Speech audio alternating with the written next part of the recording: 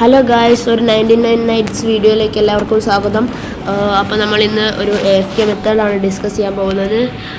എൻ്റെ alien class മാറ്റണമെന്ന് ഞാൻ പറഞ്ഞത് ഈ ഏലിയൻ ക്ലാസ്സിൻ്റെ അതല്ല ഏലിയൻ ടെക്ക് തീർന്നു കഴിഞ്ഞാൽ സ്പ്രിൻ്റൊന്നും വർക്ക് ചെയ്യത്തില്ല.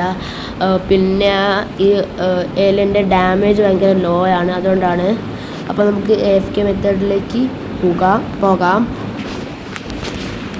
നമ്മളിതാ സ്പോണാവാൻ പോവാണ്.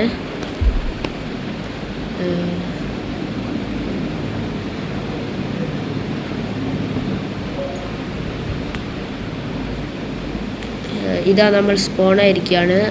നമുക്ക് വുഡ് ചോപ്പ് ചെയ്ത് സാധാരണ തന്നെ ഫയർ അപ്ഗ്രേഡ് ചെയ്യാം. എന്നിട്ട് AFK മെത്തേഡിലേക്ക് പോവാം. ഞാനെന്താ വുഡ് ചോപ്പ് ചെയ്യാണ്.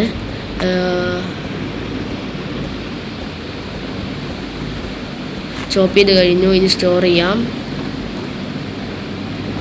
ഇവിടെ വുഡ് ചോപ്പ് ചെയ്യണോ? അല്ല, അവിടെ ഒരു കോളുണ്ട്, അതെടുക്കാം.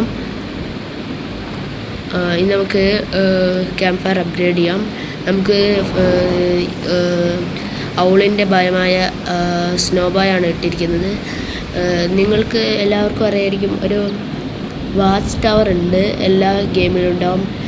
ലൈക്ക് ഫ്ലാഷ് ലൈറ്റിൻ്റെ വാച്ച് ടവറോ അല്ലെങ്കിൽ ഒരു ചെസ്റ്റ് ഉണ്ടാവുന്ന വാച്ച് ടവറോ, ഇതിൽ ഏതെങ്കിലും ഒന്നിൽ കയറി നിന്നാൽ മതി.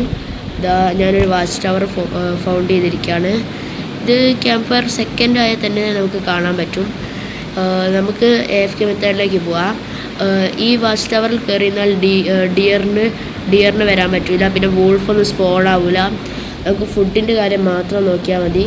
പിന്നെ എല്ലാ കിഡിനെയും റെസ്ക്യൂ ചെയ്യുക, പിന്നെ എല്ലാ ബെഡും ബിൽഡ് ചെയ്യുക, അങ്ങനെയൊക്കെ ചെയ്താൽ ഇതാക്കാം. പിന്നെ ക്രോക്ക് പോട്ട് ആദ്യം ബിൽഡ് ചെയ്യുക. എന്നിട്ട് പിന്നെ ഈ ഇതൊക്കെ ഫുഡിൽ കുറേ സ്റ്റൂ ഒക്കെ ഉണ്ടാക്കിയിട്ട് ഇതാക്കുക.